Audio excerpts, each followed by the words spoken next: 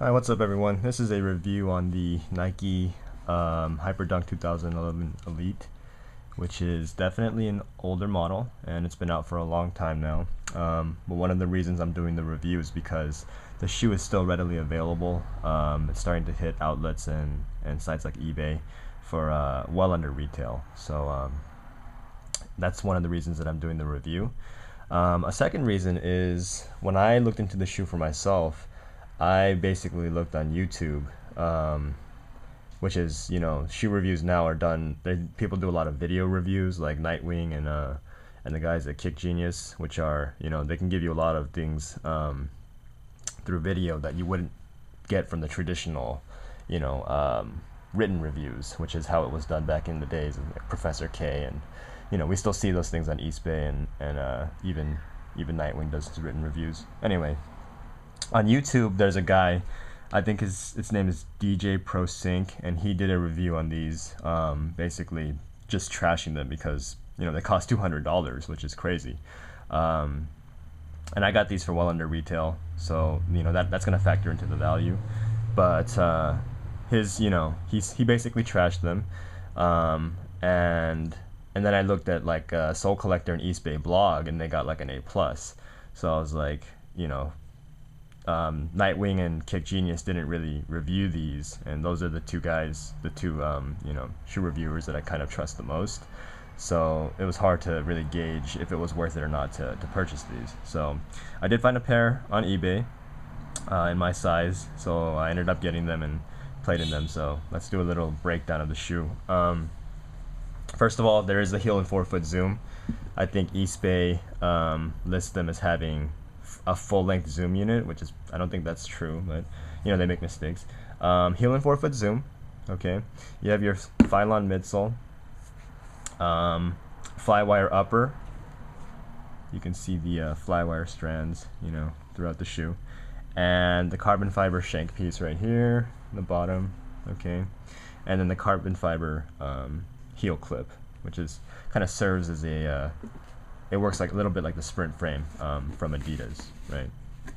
Okay, you have your Pro Combat tongue, which is one of the differences from the regular 2011 Hyperdunk, I believe.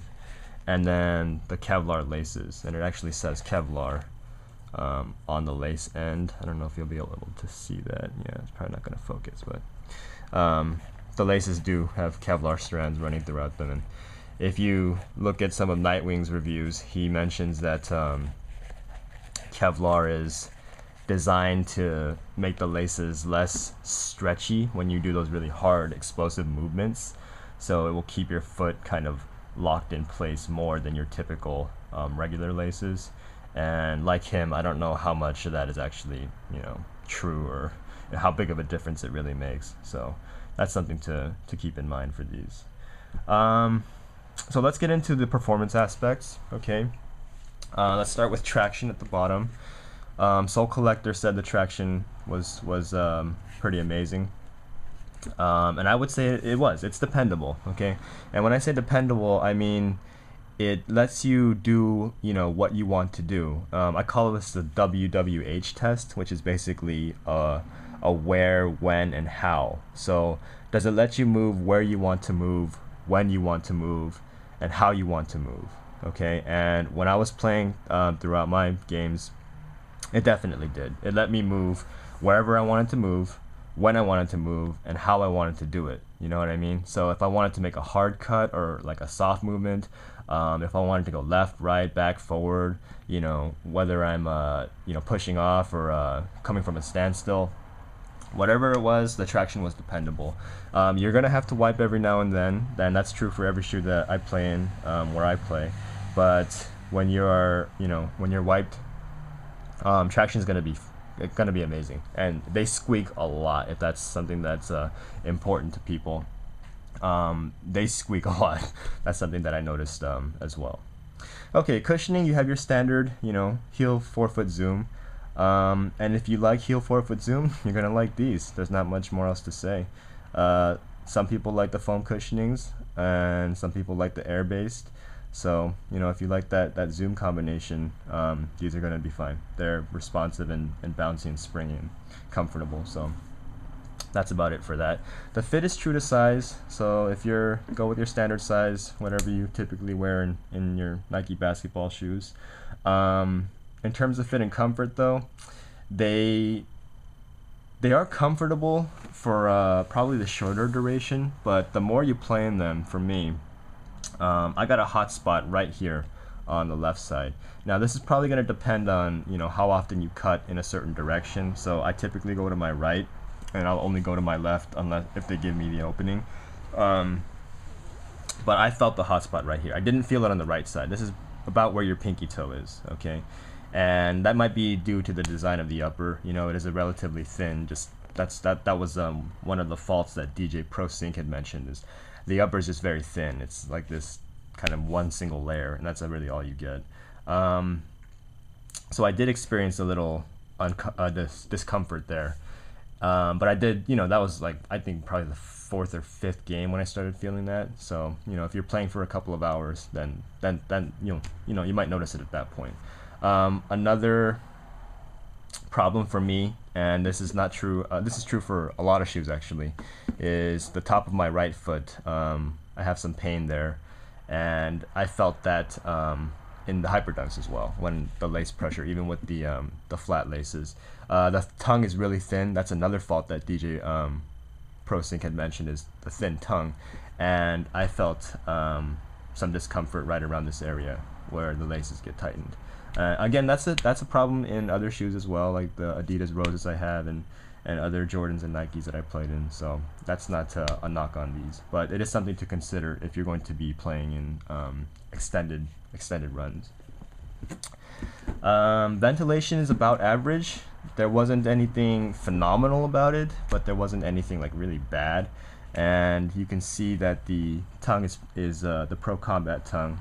Okay, so you get a lot of I guess ventilation through there, and then you have a couple of cutouts in the forefoot there. So